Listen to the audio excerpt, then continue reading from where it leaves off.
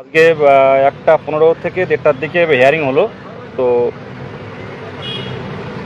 দ্রুত ওবিসি সমস্যার সমাধান এবং শূন্যপদ প্রকাশের দাবিতে এবং নিয়োগের দাবিতে আজকের যে অবস্থান আমাদের বারে বারে হিয়ারিং করে আজকে সেই অবস্থানটা ছিনিয়ে নিলাম আমরা কলকাতা কলেজ স্কোয়ারে, কলেজ স্ট্রিটে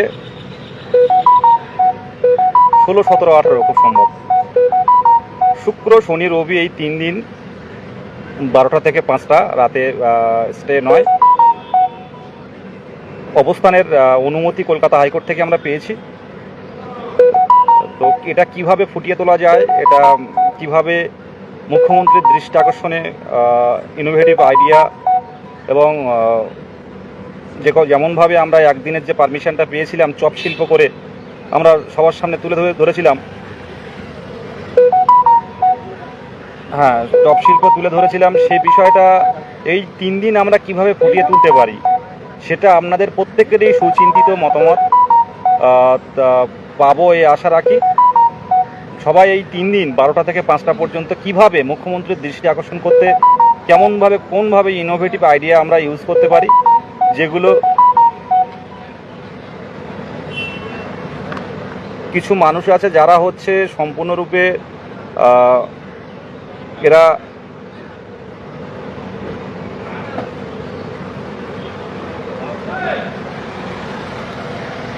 হ্যালো হ্যালো হ্যালো ঠিক আছে আরে শুনতে পাচ্ছি না, বুঝি দাদা যাচ্ছে তাকে ফোন করতে বললো।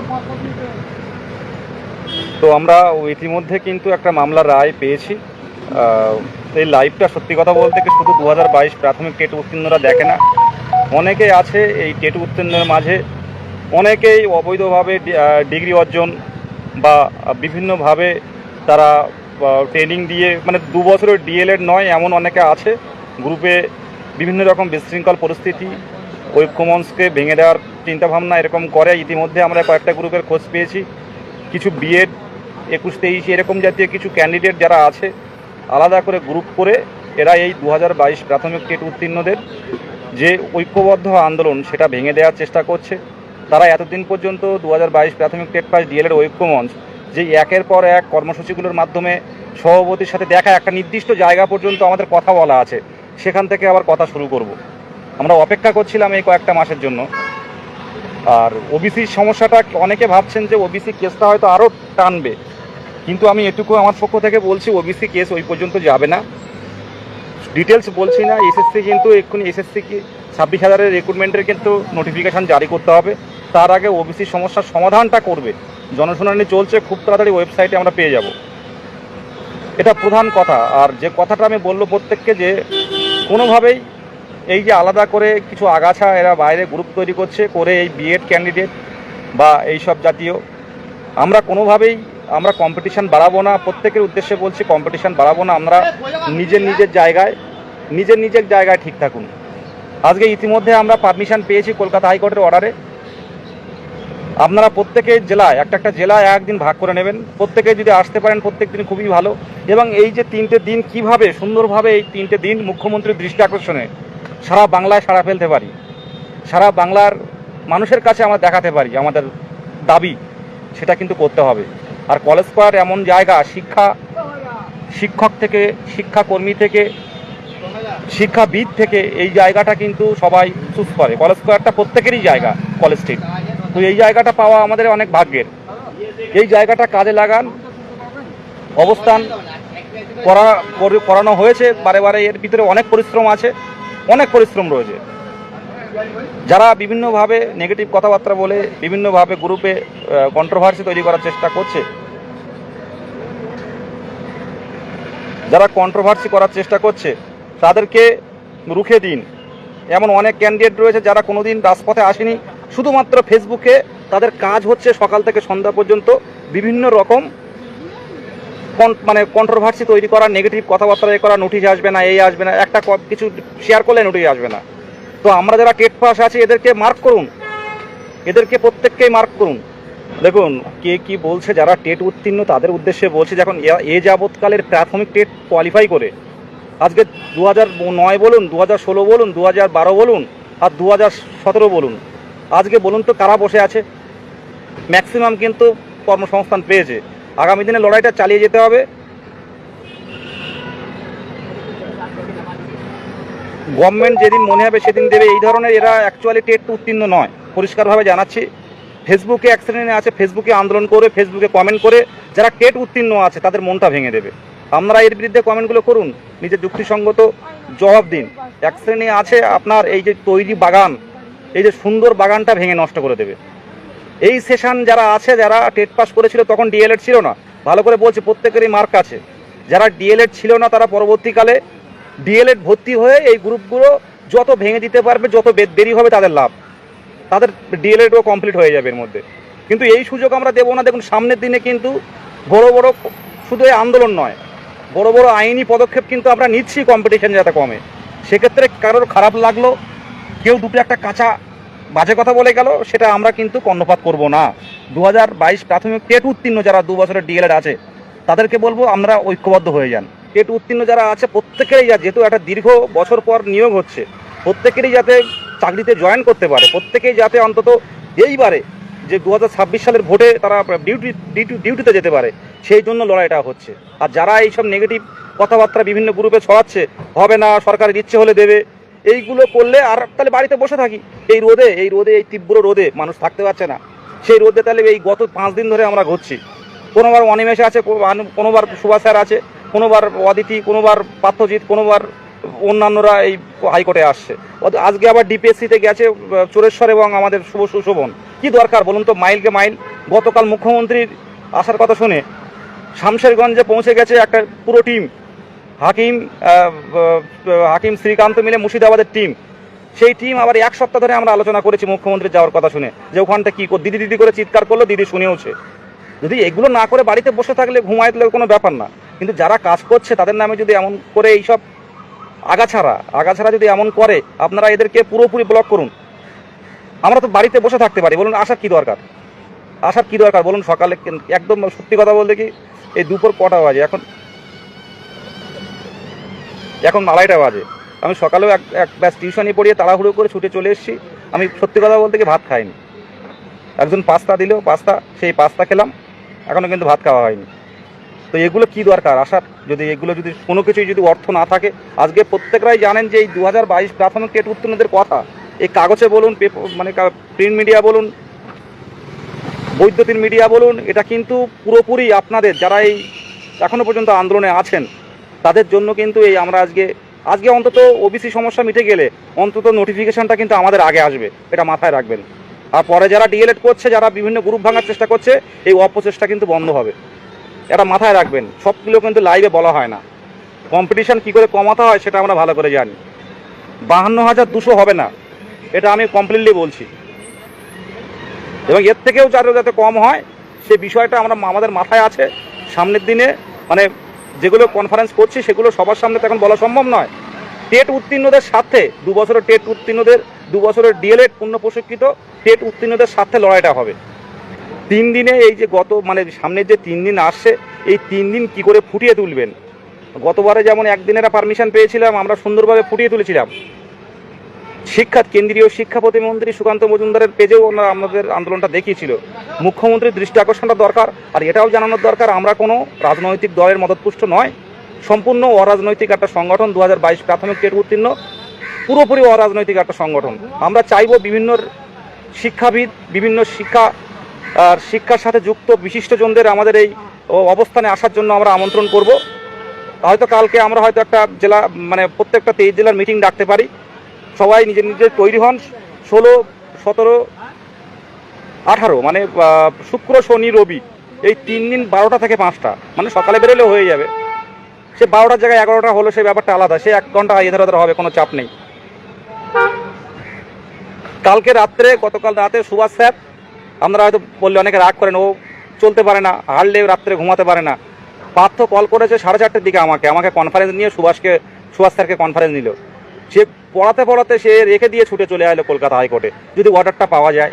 যেহেতু ও সাইন না করলে রিট পিটিশন হবে না, আবার রিট পিটিশন করা হলো কালকে করে, আজকে মামলা মেনশন করে হিয়ারিং করানো হলো, করে এই অর্ডার পেয়েছি আমরা, চূড়ান্ত পর্যায়ে অর্ডার পেয়েছি। এবার আপনারা কিভাবে ফুটিয়ে তুলবেন জেলায় জেলায় আলোচনা করুন। এই 3টে দিন কিভাবে ফুটিয়ে তুলবেন মুখ্যমন্ত্রীর দৃষ্টি আকর্ষণ, ওবিসি সমস্যা, আমরা পুরোপুরি অরাজনৈতিক একটা সংগঠন, এগুলো লেখনির মাধ্যমে ফুটিয়ে তুলুন। কেউ যদি পুরুলিয়া থেকে আসেন লিখুন পুরুলিয়া থেকে আসছি আমি দিদি, আমি এই অবস্থা আমার। কেউ বর্ধমান থেকে এলে বর্ধমান কথা, কেউ উত্তরবঙ্গ থেকে এলে উত্তরবঙ্গের কথা, এগুলো ফুটিয়ে তোলার চেষ্টা করুন। কেউ চপ শিল্প, কেউ মশলামুড়ি শিল্প, এগুলো ফুটিয়ে তুলুন। এইভাবে এই গণতান্ত্রিক পদ্ধতিতে একটা শান্তিপূর্ণ অবস্থান, এই ছাড়া আমরা কি করতে পারি? অনেকে বলে আন্দোলন না করলে আন্দোলন করে হবে না, আন্দোলন করেই সম্ভব। আজকে যে পর্যায়ে আছি আমরা বিভিন্ন দপ্তরে গিয়ে কথা বলে যেটুকু জেনেছি, দেখুন নোটিফিকেশান কিন্তু প্রাইমারিতে আসবে, এবারেই আসবে। আর ওবিসি সমস্যা নিয়ে যেটা আপনারা বলছেন, ওবিসি সমস্যা কিন্তু অনেকটাই কিন্তু ওবিসির যে কাজ, যে চূড়ান্ত পর্যায়ে কিন্তু চলে এসছে। 100 কটা পরপর হিয়ারিংটা হয়ে গেলেই, এই জনশুনানিটা হয়ে গেলে ওয়েবসাইটে আপনারা দেখতে পাবেন। এবং সরকারের কাছে অনগ্রসর আয়োগ থেকে সরকারের কাছে ওরা হয়তো সমস্ত তথ্যগুলো তুলে দেবে, সরকার সেই মতো সিদ্ধান্ত নেবে। এটা নিয়ে চাপ নেই যে এখান থেকে 3 মাস পরে কি 2 মাস পরে হিয়ারিং হবে তাই সম্পূর্ণ হবে। ইচ্ছে করলে রাজ্য সরকার আগে নিয়ে এসে মেনশন করে মামলাটা করতে পারে, বা আমরা এই সঠিক পদ্ধতিতে, প্রপার পদ্ধতিতে এই ওবিসিদের আমরা এই লিস্টে এদেরকে ওবিসি অন্তর্ভুক্ত করেছি। ঠিক আছে, ওটা নিয়ে ভাবতে হবে না, ওবিসি সমস্যা মিটে যাবে। এই 3টে দিনে কি করা যায় আপনারা ভাবুন, প্রত্যেকেই ভাবুন। যারা টেট উত্তীর্ণ আছেন তারাই ভাবুন, যারা পরে ট্রেনিং করছে এরা বিভিন্নভাবে আরও দেরি করতে পারলে 1 বছর তাদের ক্ষেত্রে ভালো, তারা একদম হাসতে হাসতে জয়েন করবে, হাসতে হাসতে তারা ইন্টারভিউ যাবে, যাতে এপিসি ভবনের সামনে ইন্টারভিউয়ের লাইনটা কম হয়।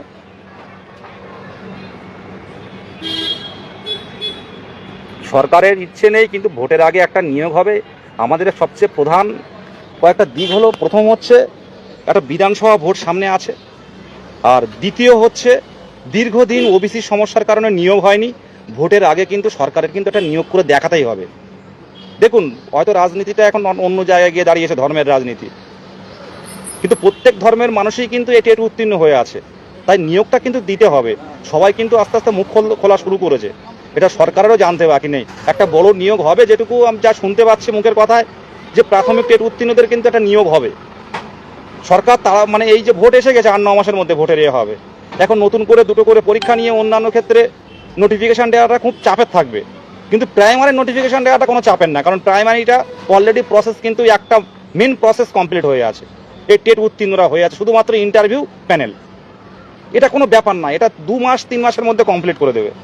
2 থেকে 3 মাসের মধ্যে পর্ষদ সভাপতি যেটা বলেছিলেন যে 2 থেকে 3 মাস সময় দিলে আমি দিন-রাত ইন্টারভিউ করাবো, দিন-রাত ইন্টারভিউ হবে। এপিসি ভবনে দিন-রাত ইন্টারভিউ হবে। এপিসি ভবন থেকে আপনার ইন্টারভিউয়ে আপনি সফলতা হলে ওখান থেকে আপনার ডিপিএসসিতে যাবেন, ডিপিএসসি থেকে স্কুল চুজ হয়ে যাবে, আপনার কোন স্কুলে পড়বে কি পড়বে এগুলো ওখান থেকে হয়ে যাবে তাড়াহুড়ো করে। সকাল থেকে কোনো 10টা 11টা না, একদম 8টা 9টা থেকে শুরু হয়ে যাবে ইন্টারভিউ। সুতরাং এটা নিয়ে অনেকে অনেক কিছু বলবে, যারা টেট পাস না তারা, বা এইসব কিছু শ্রেণীর সবাই না, যারা প্রশ্নমূল মামলার সঙ্গে যুক্ত আছে সবাই খারাপ না। কিছু কিছু ছেলেমেয়েরা এইসব নেগেটিভ ছড়ায়, যারা এই পরবর্তীকালে ডিএলএড করছে এরাও কিছু জন ছাড়ায়, প্রত্যেকে খারাপ না। 2-1 আছে যারা এই বিকৃত মস্তিষ্ক, তারা এই বিভিন্ন কমেন্ট করে, তারা চায় যে গ্রুপটা, এই 22 স্টেটের গ্রুপটা যদি দ্বিখণ্ডিত করা যায়, 22 স্টেটের গ্রুপটা যদি ভেঙে দেওয়া যায়, তাহলে আর রাস্তায় আন্দোলন হবে না, যে যার মতো ঘুরবে। কেউ এই ধর্নার জন্য কলকাতা হাইকোর্টে মাসের পর মাস হাঁটবে না, কেউ বিএডের সার্টিফিকেট বাতিলের জন্য এগোবে না, কেউ ম্যাট 1594 2014 সালে 6 নম্বর প্রশ্নের বিরুদ্ধে কেউ যাবে না, কেউ 2022 প্রশ্নভুল মামলার বিরুদ্ধে মামলা করবে না। এগুলো সংগঠনের মাধ্যমে আমরা করতে পারছি, উত্তীর্ণরা পাশে আছে বলে। এবার এটা যদি বিশৃঙ্খলারে আমরা হাত উঁচু করে দিই, যে যার মতো থাকবে, কবে নোটিফিকেশান আসবে কেউ জানে না। তাই আমরা যারা টেট উত্তীর্ণ তারা নিজের কথা ভাবুন, যারা প্রাথমিক টেট উত্তীর্ণ ডিএলএড যারা আছেন তারা নিজের কথা ভাবুন, সামনের দিনে কি করে নোটিফিকেশান না আনবেন সেই কথাটা ভাবুন। আর অনেকে বলবে যে এবার হবে না, ও কবছর অপেক্ষা করতে হবে। আমাদের অপেক্ষা করার সময় শেষ, আমাদের অপেক্ষার সময় শেষ। আমাদের যে অপেক্ষা বলুন, যে বঞ্চনার শিকার বলুন, সেগুলো শেষ হয়ে গেছে। এবার আমাদের সুখের সময় আসবে, এখন বই বের করার সময় আসবে খুব দ্রুত। যদি আমরা প্রচারে না থাকতে পারি, যদি আমরা মুখ্যমন্ত্রীর দৃষ্টি আকর্ষণ না করে থেমে থাকি, বাড়িতে বসে থাকি, তাহলে মনে করবেন ওবিসি সমস্যা মিটে গেলেও কিন্তু ইন্টারভিউ আসবে না। এমন একটা জায়গা তৈরি করতে হবে যে ওবিসি সমস্যা মিটবে, প্রথম নোটিফিকেশনটা যেন প্রাথমিক শিক্ষক নিয়োগ থাকে। আর 32,000 চলে গেলে কিন্তু আমাদের কপাল পুরো খারাপ। 32,000 এর মধ্যে যাবে বলে আমার মনে হয় না। তো তার মধ্যে যদি নিউ নোটিফিকেশনটা আনতে পারি, তাহলে আমাদের ঝড়ের গতিতে ঘোড়া যেমন দৌড়ায় ওই রকমভাবে কাজ চলবে। শুধু সরকার থেকে একটাবার আমাদের নোটিফিকেশনটা ছিনিয়ে আনতে হবে, শূন্যপদটা ছিনিয়ে আনতে হবে, তাহলে মনে করবেন গৌতম পাল মহাশয় ঝড়ের গতিতে কাজ করবে। এটা আপনারা মাথায় রাখবেন। সেই জায়গাটা তৈরি করতে হবে, মুখ্যমন্ত্রীর দৃষ্টি আকর্ষণের জন্য প্রচারে থাকতে হবে। সবাই কিন্তু নিউজ দেখেন আর সবাই জানেন 2022 প্রাথমিক টেট পাসরা এরা আন্দোলন করে দীর্ঘদিনের বঞ্চনার শিকার। আর মুখ্যমন্ত্রীর সামনে তুলে ধরার দরকার যে আমরা একটা সম্পূর্ণ অরাজনৈতিক সংগঠন, আমাদের কোনো রাজনৈতিক কেউ নেই যে আমাদের পিছন থেকে কোনো যুক্তি দেবে। বরাবরই আমরা নিজের স্বার্থে লড়াই করি, আমাদের স্কুলে ফেরার জন্য লড়াই করি, আমরা দীর্ঘদিনের প্রশিক্ষণ প্রাপ্ত, আমরা দীর্ঘদিনের অপেক্ষারত, এটুকুই। আর একজন বলছিলেন যে পাকিস্তানের হামলা নিয়ে বলছিল, একটা একটু অন্যরকম বলা হচ্ছে, পাকিস্তানের জঙ্গি ঘাঁটিতে হামলা। যারা ঘুরতে যাওয়া পর্যটক, ভূস্বর্গে ঘুরতে যাওয়া স্বামী স্ত্রী, তারা একটা সুন্দর মুহূর্ত কাটাচ্ছিল পেহেলগাঁওয়ের সেই ঠান্ডা এরিয়ায়। সেইখানে তার সন্তান বউয়ের সামনে, নতুন স্ত্রীর সামনে, নতুন নববধূর সামনে যেভাবে নৃশংসভাবে কাপুরুষালী গুলি করে হত্যা করলো, তার তীব্র নিন্দা। এবং এই হানা দিয়ে তাদের আত্মার শান্তিটা পেয়েছে, তাদের আত্মার শান্তি পেয়েছে, আমরাও শান্তি। এবং এটা ধারাবাহিক হানা দিক এবং দিয়ে পুরো পাকিস্তানের যে জঙ্গি ঘাঁটিগুলো সেগুলো চুরমার করে দিক। আর দেশকে আমরা প্রত্যেকেই ভালোবাসি। অন্য দেশে গিয়ে কোথাও ঘুরতে গেলে বা কোনো খেলা দেখতে গেলে অন্য দেশে গেলেই বুঝতে পারবেন যে আমার মাতৃভূমি, আমার ভারতবর্ষ কতটা আমার সেফ জোন। দেশের মধ্যে থেকে দেশের মর্ম বুঝবেন না, দেশের বাইরে গেলে বুঝবেন যে আমার এই ভারতবর্ষ, আমার এই মাতৃভূমি আমার কাছে কতটা মূল্যবান। এখানে গা ফুলিয়ে ঘুরে বেড়াচ্ছে, বুক ফুলিয়ে ঘুরে বেড়াচ্ছি, এই আমার মাতৃভূমি, তার জন্য জীবন দিতে প্রস্তুত। এটা পরিষ্কারভাবে জানাচ্ছি, এটা তার জন্য জীবন দিতে প্রস্তুত। আমার নিজের ভাই বাইরে থাকে, কখনো কুয়েত কিংবা রাশিয়া, তারপর সৌদি আরব, তা ও বাইরে গিয়ে বলে যে ওই দেশে গেলে কেউ আপন নয়। আমার পরিচয় কিন্তু ইন্ডিয়ান, আমার পরিচয় ইন্ডিয়ান, মা বাবা নয়। কোথায় মা বাবা কোনো কথা না, বাইরের দেশে গিয়ে কে ইন্ডিয়ান গায়ে কাটা দিচ্ছে। অন্য দেশে না গেলে বোঝা যাবে না যে আমার ভারতবাসী, মানে আমার ভারতবর্ষ, আমার ভারতবাসী আমার কাছে কতটা মূল্যবান। কেউ যদি খেলা দেখতে যান বাইরের দেশে কোথাও, বুঝবেন সেই জায়গাটা যখন অন্য, মনে করুন পাকিস্তানের সাথে বা অস্ট্রেলিয়ার সাথে যখন খেলা হচ্ছে, আপনি বসে আছেন পাশে অস্ট্রেলিয়ান কিংবা পাকিস্তানি বসে আছে, তখন বুঝবেন আমার দেশ কতটা ভালো, আমার দেশের জন্য আমি জীবন দিতে পারি কিনা। ঘরে বসে বোঝা যাবে না যে আমার দেশ কতটা ভালো। দেশকে ভালোবাসা আমাদের প্রধান কর্তব্য। অবশ্যই জঙ্গি ঘাঁটি ভেঙেছে, আরও যে কটা আছে ভেঙে দিক। এইভাবে নিরস্ত্র একটা ঘুরতে যাওয়া আনন্দরত অবস্থায় ফ্যামিলির সামনে গুলি করে মারা, আর সেই যাওয়ার সময় হাসিতে খুশিতে কত প্রস্তুতিতে আমরা কাশ্মীরে বা বিভিন্ন জায়গায় ঘুরতে যাই, আসার সময় কাঁদতে কাঁদতে সেই সব দিদিরা বোনেরা যখন বাড়িতে আসলো, এর থেকে দুঃখ আর কিছু হতে পারে না। এর থেকে দুঃখ এটা ভাষায় প্রকাশ করা যাবে না। এরম জঙ্গি ঘাঁটি আরও 2-4টে ভাঙে, কোনো অসুবিধা নেই। এটুকুই আমি বলে দিলাম। একজন জিজ্ঞাসা করছিল, বলে দিলাম একদম আই লাভ মাই ইন্ডিয়া, সত্যিকারেই লাভ মাই ইন্ডিয়া। আর ইন্ডিয়ার মতো শান্ত, সহানুভূতি, ধর্মনিরপেক্ষ এরকম দেশ পৃথিবীর মধ্যে নেই, যেখানে সব ধর্মের সমন্বয়ের মানুষ, হানা হয় না। যেখানে মুসলিম কান্ট্রি সেখানেও তো হানাহানি হচ্ছে, কিন্তু আমাদের ইন্ডিয়ার মতো শান্ত দেশ, সহানুভূতির সে দেশ, এইরকম দেশ অন্য কোথাও নেই। ঠিক আছে, এটুকু বলার, আই লাভ মাই ইন্ডিয়া, এটুকু বলার। আর আসুন, আমরা প্রাথমিক শিক্ষক, আমাদের প্রধান লক্ষ্য যেটুকু করার সেটুকু করি দেশের জন্য। তার সাথে সাথে আমাদের পরিবার, আমাদের বাঁচার পাথেও দিনের পর দিন একদম মানসিক অবস্থা ভেঙে যাচ্ছে। দিনের পর দিন প্রত্যেকেরই মানসিক পরিস্থিতি খারাপ হয়ে যাচ্ছে। আগে যে লাইভ দেখার সময় 200, 250, 300 জন অনলাইনে থাকতো, এখন কিন্তু কমে 100, 150 জন করে অনলাইনে আসে। এগুলো এই দীর্ঘদিনে অপেক্ষা করে অনেকে ধরে রাখতে পারছে না, অনেকেই ধরে রাখতে পারছে না, টেনশন কাজ করছে। আমরা কখন কার উপরে কীভাবে রেগে যাচ্ছে আমরা নিজেরাই জানি না। আসুন একসাথে এই লড়াইগুলো তুলে ধরি, অন্তত এই প্ল্যাটফর্মটা আপনারা কাজে লাগান। এটুকুই বলা। ধন্যবাদ সবাইকে।